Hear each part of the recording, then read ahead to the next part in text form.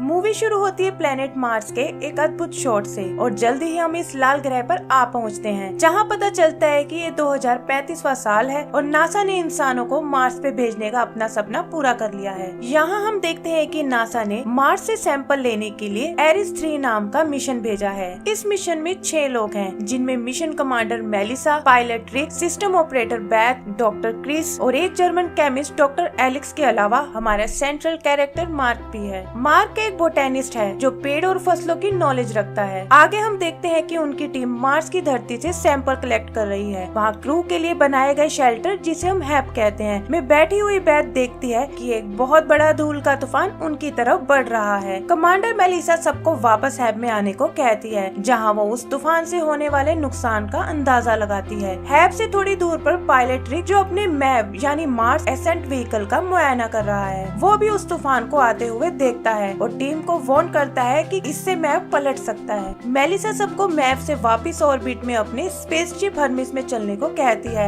Mark को लगता है कि वो लोग इस तूफान से बच जाएंगे, लेकिन मेलिसा उसकी नहीं सुनती। वो सब लोग हैप से निकलकर अपने मैप में जाने लगते हैं, लेकिन तूफान उन तक पहुंच जाता है। उन्हें कुछ नजर नहीं आ रहा होता। तभी एक एंटीना पर लगी हुई डिश उड़ती हुई आती है और मार्क से टकराती है। मार्क झटके से उड़ता हुआ दूर जा गिरता है। कमांडर हैरिस सबको मैप में जाने को कहती है और खुद मार्क को ढूंढने लगती है। इधर रिक भी दूसरे इंस्ट्रूमेंट से मार्क को लोकेट करने की कोशिश करता है, लेकिन उन लोगों को मार्क का कोई पता नहीं चलता और सबको लगता है कि वो मारा गया है। मैप खतरनाक ढंग से झुक चुका है और कमांडर हैरिस बाकी सबकी जान बचाने के लिए वापस मैप में आ जाती है और वो लोग स्पेसशिप हर्मिस के लिए निकल जाते हैं। धरती पर नासा के डायरेक्टर सैंडर्स मीडिया को मिशन के दौरान हुई मार्क की मौत की खबर देते हैं और बताते हैं कि बाकी सब लोग सुरक्षित हर्मिस में आ गए हैं और वापस अर्थ की तरफ आ रहे हैं। इधर मार्स पर लो ऑक्सीजन लेवल की वार्निंग से मार्क की आंख खुलती है। पता चलता है कि वो कल रात हुई एक्सीडेंट से बच गया है, लेकिन डिश से निकली एक रॉड उसके शरीर में घुस गई है। वो हैप में आता है, जहाँ बनी मेडिकल लैब में वो अपनी चोट का इलाज करता है। वो वहाँ एक कंप्यूटर में अपनी डेली वीडियो डायरी बनाना शुरू करता है, जिसमें वो अपने सारे एक्सपीरियंस रिकॉर्ड करना चाहता है। उसकी बातों से पता चलता है कि वो अपने बाकी क्रू मेंबर्स को उसे पीछे छोड़ने का जिम्मेदार नहीं मानता, लेकिन उसके पास नासा से कांटेक्ट करने का कोई साधन नहीं है और उसे यह भी पता है कि नासा को अगला मिशन यहाँ भेजने में करीब 4 साल लग जाएंगे। आगे हम देखते हैं कि वो बहुत उदास है और अपने दोस्तों के सामान और फोटोज को देख रहा है। वो मन ही मन खुद को हौसला देता है कि वो यहाँ नहीं मरने वाला। वो अपने साथ लाए राशन का हिसाब लगाता है और उसे पता चलता है कि उसके पास करीब 1 साल के लिए जीने लायक राशन है और नासा के अगले मिशन से पहले उसे और 3 साल के राशन का जुगाड़ करना होगा। उसे खुद पर यकीन होता है कि वो कोई ना कोई इंतजाम कर लेगा, क्योंकि वो एक बोटेनिस्ट है और उसे पेड़ पौधों की अच्छी नॉलेज है। आगे के सीन्स में हम देखते हैं कि वो वहाँ सरवाइव करने के लिए अलग अलग चीजें करता है। वो सोलर पैनल्स को ठीक करता है और हैप के अंदर एक जगह मार्स की मिट्टी से फार्म बनाता है। खाद बनाने के लिए वो टॉयलेट से फ्लश किए हुए मलमूत्र का इस्तेमाल करता है, जो कि एक नेचुरल फर्टिलाइजर है। आगे वो कुछ बचे हुए आलू वहाँ दबा देता है, लेकिन उसकी सबसे बड़ी प्रॉब्लम है पानी। उसे अपनी फसल के लिए काफी सारा पानी चाहिए होगा। वो उसका तरीका ढूंढ निकालता है और उनके बेस पर पड़े एक्सेस रॉकेट फ्यूल से पानी के वेपर्स बनाता है, जिससे उसके फार्म में नमी आने लगती है और थोड़े ही दिन में उसे वहाँ आलू का पहला पौधा दिखाई देता है। इधर नासा में मार्स डायरेक्टर विंसेंट और मिंडी को सैटेलाइट इमेजेस देखते वक्त पता चलता है कि क्रू के वहाँ से आने के बाद भी वहाँ कुछ हलचल हुई है, जैसे कि एक रोवर अपनी जगह से हिला हुआ है। वो समझ जाते हैं कि मार्क बच गया है और डायरेक्टर सैंडर्स प्रेस में इसकी सूचना देते हैं। विंसेंट प्रेस को बताते हैं कि वो लोग मार्क को जिंदा वापस लाने के लिए कोशिश कर रहे हैं। डायरेक्टर सैंडर अपनी टीम को एक प्रोब बनाने के लिए कहते हैं, जिससे कि वो मार्क तक कुछ जरूरी सप्लाईज भेज सके। फ्लाइट डायरेक्टर मिच हर्मिस के क्रू को बताना चाहता है कि मार्क जिंदा है, लेकिन सैंडर्स मना कर देते हैं ताकि उनके स्पेस ट्रेवल में इस वजह से कोई रुकावट न आए।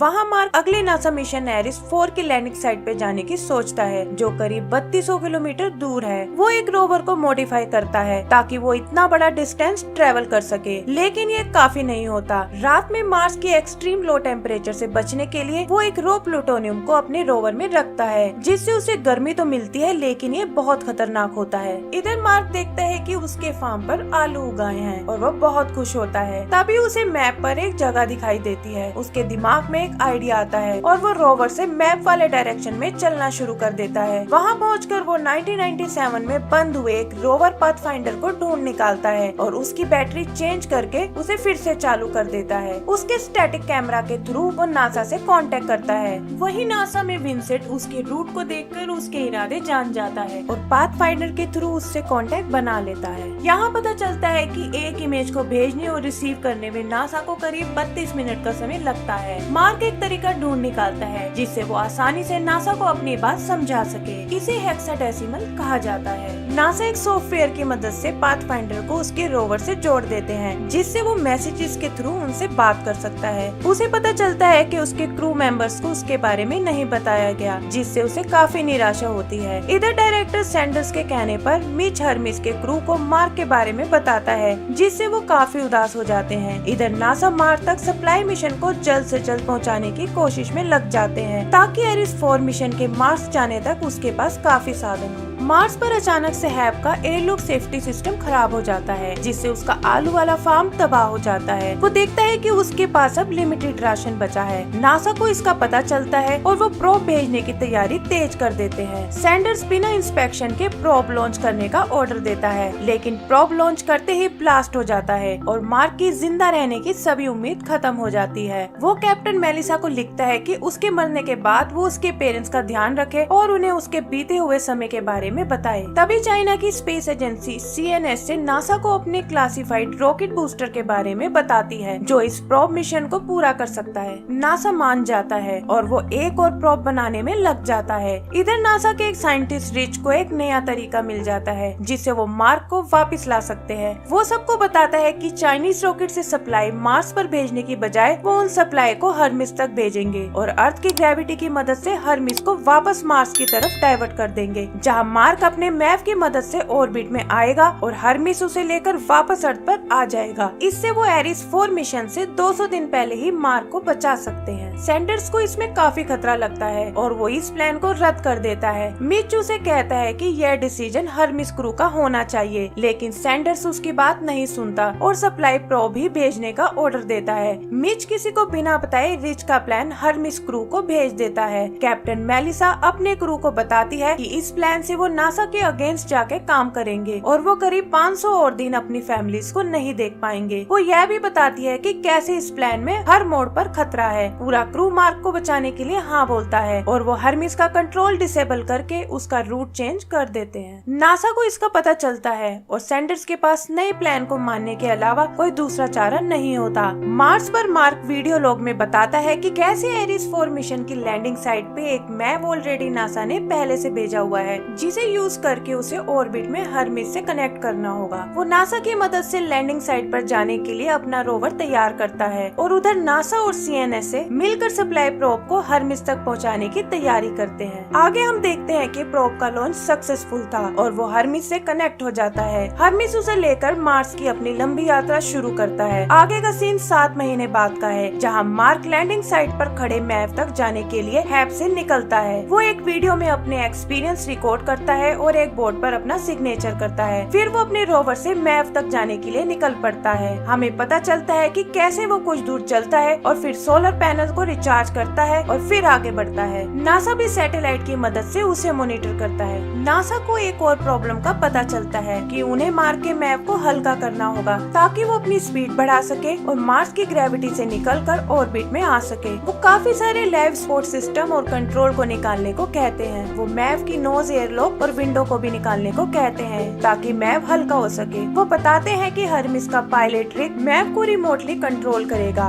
इस पूरी जर्नी में मार्क को अपना स्पेस सूट पहनकर रखना होगा। विंसेंट को यह सब कुछ ठीक नहीं लगता लेकिन उनके पास कोई दूसरा उपाय नहीं है। मार्क मैप तक पहुंचता है और नासा के बताए अनुसार उसमें मॉडिफिकेशन करना शुरू कर देता है। वो नोज एयरलॉक को निकाल कर उसे एक प्लास्टिक शीट से ढक देता है। उधर हर्मिस में कैप्टन मेलिसा टीम को अपना प्लान समझाती है कि कैसे वो मार्क को वापस लाएंगे। मार्क अपने रोवर को गुड बाय बोलता है और स्पेस सूट पहनकर मैप में एंटर होता है। धरती के अलग अलग कोनों में काफी सारे लोग उस मूवमेंट की वेट करते हैं जब मार्क को बचा लिया जाएगा। रिक रिमोटली मैप के इंजन स्टार्ट करता है और वो मार्क को लेकर ऑर्बिट की तरफ चल पड़ता है। हाई स्पीड के कारण मार्क बेहोश हो जाता है। मेलिसा को पता चलता है कि मार्क अभी भी उनसे काफी दूर है। वो रिक को एक्स्ट्रा फ्यूल बंद करके किसी तरह मार्क तक पहुंचने को कहती है। रिक बताता है कि इससे उनके वापस अर्थ जाने में मुश्किल आ सकती है, लेकिन मेलिसा ये रिस्क लेने को तैयार हो जाती है। आगे पता चलता है कि मार्क की स्पीड बहुत तेज है और उन्हें डर है कि वो मार्क को पकड़ नहीं पाएंगे। मेलिसा के कहने पर वो एक छोटा सा बम बनाकर उसे एयरलॉक में ब्लास्ट करते हैं, जिससे अंदर की हवा बाहर निकलती है और स्पेसशिप की स्पीड कम हो जाती है। मेलिसा खुद मार्क को कैच करने बाहर जाती है, लेकिन पता चलता है कि उसकी और मार्क के बीच में अभी काफी दूरी है और वो उस तक नहीं पहुंच पाएगी। मार्क दिमाग लगाता है और अपने स्पेस सूट में एक होल कर देता है। उससे निकलती हवा से वो खुद की बॉडी को मेलिसा की तरफ धकेल सकता है। शुरू में तो वो थोड़ा कंट्रोल खोता है, लेकिन फिर खुद को संभाल कर वो मेलिसा से मिलने में कामयाब हो जाता है। मेलिसा उसे लेके वापस हर्मिस में आ जाती है। वो लोग नासा को मैसेज भेजते हैं, जिससे वहाँ और बाकी देख रहे लोगों में खुशी की लहर दौड़ जाती है। सबको लगता है कि उन्होंने एक इम्पॉसिबल मिशन को पॉसिबल कर दिया है। आगे की सीन में हम देखते हैं कि वो सब वापस अर्थ पर आ गए हैं, जहाँ मार्क को नासा में सर्वाइवल इंस्ट्रक्टर बना दिया गया है, ताकि वो वहाँ आए एस्ट्रोनॉट्स के साथ अपने एक्सपीरियंस शेयर कर सके। एंड सीन में दिखाया जाता है कि नासा ने एरिस 5 मिशन लॉन्च किया है, जो सक्सेसफुल होता है। इसी के साथ हम हर्मिस क्रू के बाकी मेंबर्स को भी देखते हैं, जो अपनी अपनी लाइफ में बिजी हैं, और यहीं हमारी मूवी खत्म हो जाती है। तो दोस्तों, अगर आपको ये मूवी पसंद आई हो तो प्लीज लाइक एंड सब्सक्राइब करना ना भूलें। Thank you.